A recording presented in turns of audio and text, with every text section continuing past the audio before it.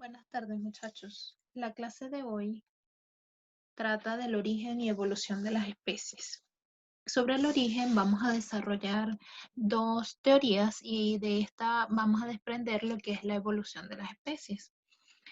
La primera teoría sobre el origen es la llamada fijismo o creacionismo. Esta creencia sostiene que las especies actualmente existentes han permanecido básicamente invariables desde la creación, es decir, que ellas no han cambiado desde el momento que fueron creadas y no han evolucionado en lo absoluto. La segunda teoría es el transformismo. A lo largo de millones de años, unas especies se fueron extinguiendo mientras otras se adaptaron y cambiaron, generando nuevas especies a partir de otras ancestrales.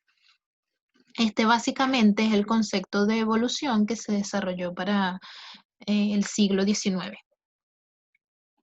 Ahora, con respecto a la evolución de las especies, tenemos a Lamarck, que él desarrolló una teoría relacionada con este transformismo y en la cual él expuso una teoría que para ese tiempo era coherente sobre la evolución, en la cual él propuso que los fósiles correspondían a antiguas formas de vida que en el curso de los años se habían transformado y dado vida a las especies vivas actualmente.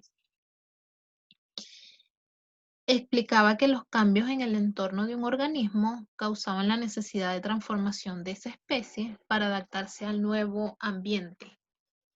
Este proceso se realizaría mediante dos mecanismos. El primer mecanismo es el uso y desuso de los órganos.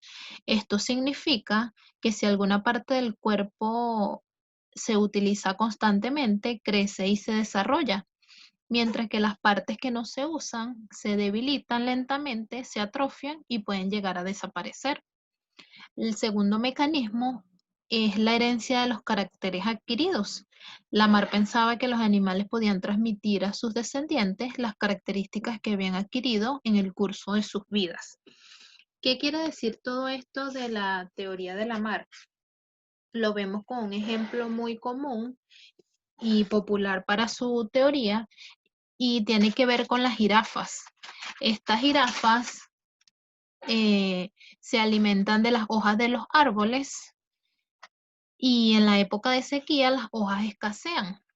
Ante esta falta de hojas, las jirafas que en ese momento tenían el cuello corto, iban estirando por medio de sus patas y estirando su cuello para alcanzar las hojas que estaban más altas.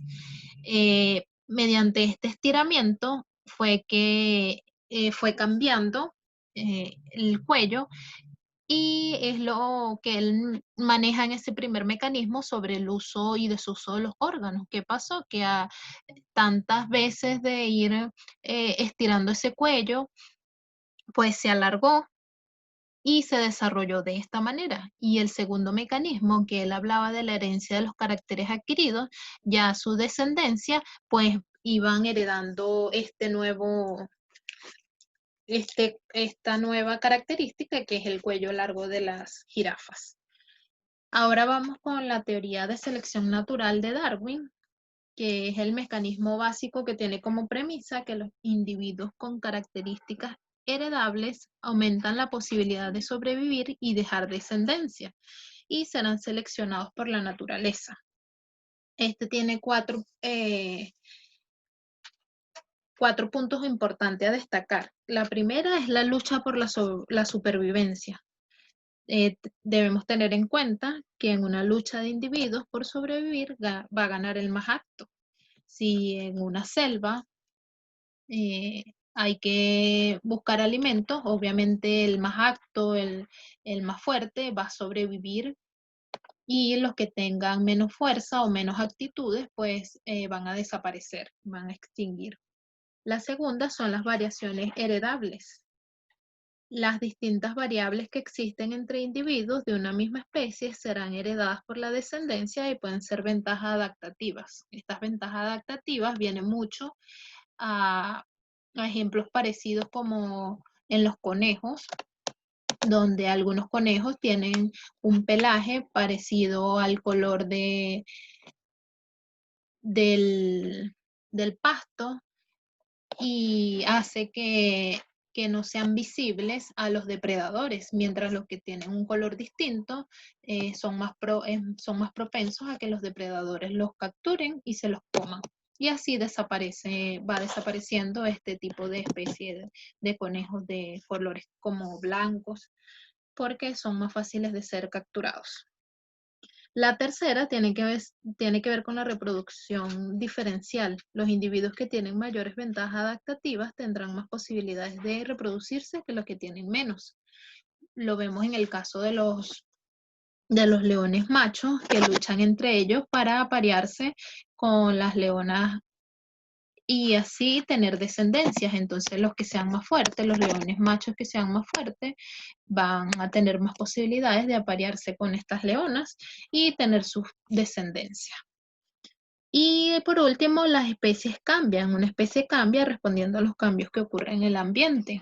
Tiene que ver mucho con los cambios climáticos, por ejemplo, con los osos polares, que ellos sobreviven los que se adaptan más a los cambios climáticos. Recordemos que allá el clima es muy bajo y los que se adapten a estas bajas temperaturas van a sobrevivir, se van a reproducir, van a tener descendientes y estos descendientes a su vez van a tener esas características que le van a permitir adaptarse más y hasta mucho mejor a estos climas y así va a pasar de generación en generación. Esto es todo por hoy, muchachos. Nos vemos el día de mañana por Zoom. Espero que se encuentren bien.